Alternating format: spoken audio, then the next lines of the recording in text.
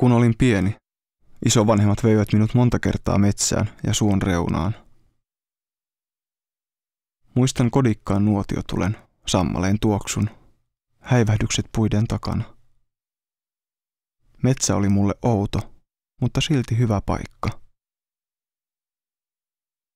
Aikaa myöten unohdin sen kaiken, kunnes tapahtui jotakin.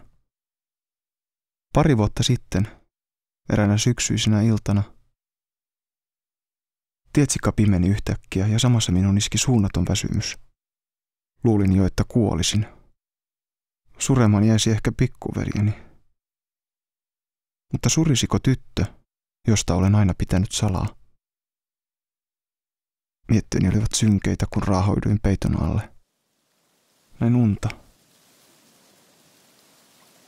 Unessa on kevät. Valkovuokkojen luona on tyttö. Mun pitää auttaa sitä etsimään jotakin, jonka se on kadottanut. Tunne on todella vahva. Koulussa meinasin painoa maan alle. Siinä se oli ruokajonossa, tyttö unesta. Ootko hukannut jotakin? Kysyin. Se hipaisi hiuksien ja sanoi, mistä arvasit? Jos löydät mun korvakorun, annan sulle 1000. 1000 mitä? Se ei vastannut, vaan sulautui kikattavaan laumaansa, jolle minä olin pelkkää ilmaa. Seuraavana aamuna tyttöä ei näkynyt koulussa. Kyselin sen kavereilta puolihuolimattomasti, että missä se tummatukkainen vampyyri lintsaa. Ne näpräilivät kännyköitään eivätkä tienneet mistään mitään, mutta lopulta yksi tiuskaisi. Kysy siltä. Sain tiuskelta tytön kännykkänumeron. Laitoin viestin. Kadonnuttako ruokoetsimässä oot? Se vastasi lyhyesti. Ehkä. Ja heti, kun sain sen tekstarin, minun iski tuttu väsymys. Tai taika. Kotona tein hätäisesti läksyt ja vaivoin unen ilman iltapalaa. Unessa tyttö hymyilee onnellisena. Se istuu sammalmattoon vajonnella puun rungolla ja viittoo ympärilleen. Katso. Metsä onkin suurenmoinen, satumainen. Himmeän sinisiä mustikoita, tutkimattoman ylväitä mäntyjä. Kellot kuin hopeaa, lampi kuin kultaa. Puiden lomitse suihkua auringon säteitä, ne saavat metsän sädehtimään.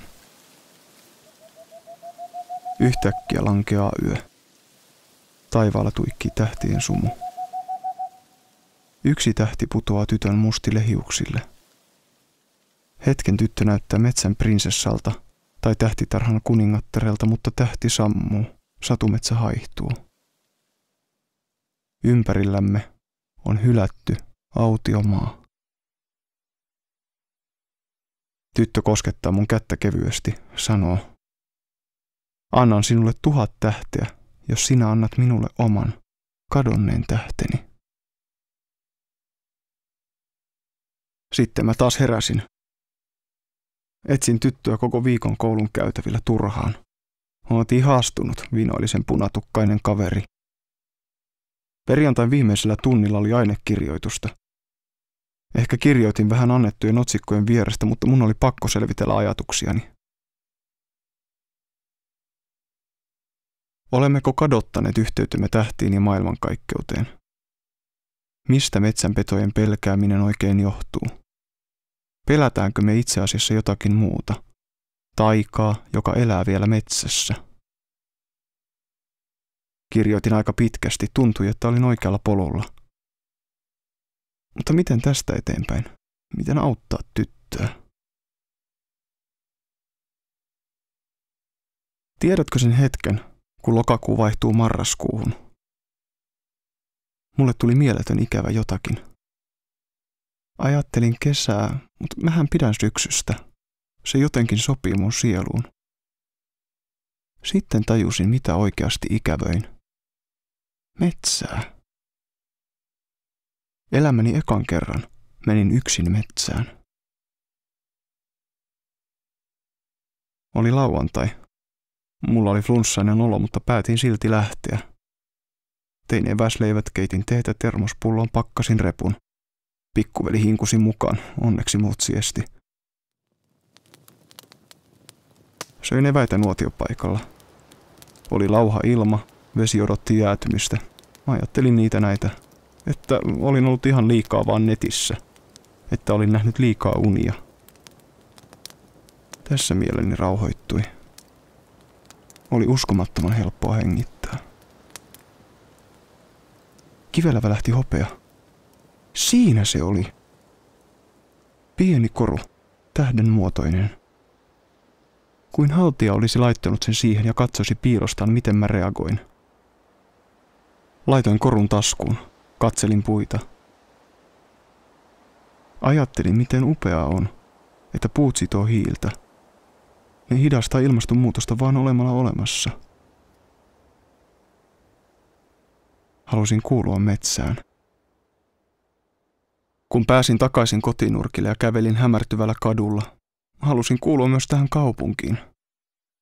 Kaikki täällä tuntui omalta, tärkeältä. Olin sunnuntaina kipeänä ja vielä maanantaina poissa koulusta, mutta olin alkanut parantua. Unet eivät enää riivanneet mua.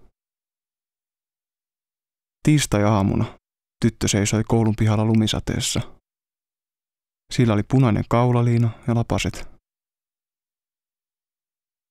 Sujautin sen lapaseen tähdenmuotoisen korvakorun. Se vain katseli minua ja korua. Sitten se hymyili onnellisesti kuin unessa. Aina kun se heilautti tukkansa, tähtikorvis välkähti. Kaunista. Mulla oli salainen suunnitelma. Keväällä, kun valkovuokot kukkii, pyytäisin tytön metsäretkelle. Olisi hienoa löytää oikein vanha metsä, sellainen satumetsä. Ja miksi se ei tulisi? Sehän oli luvannut mulle 1000 tähteä.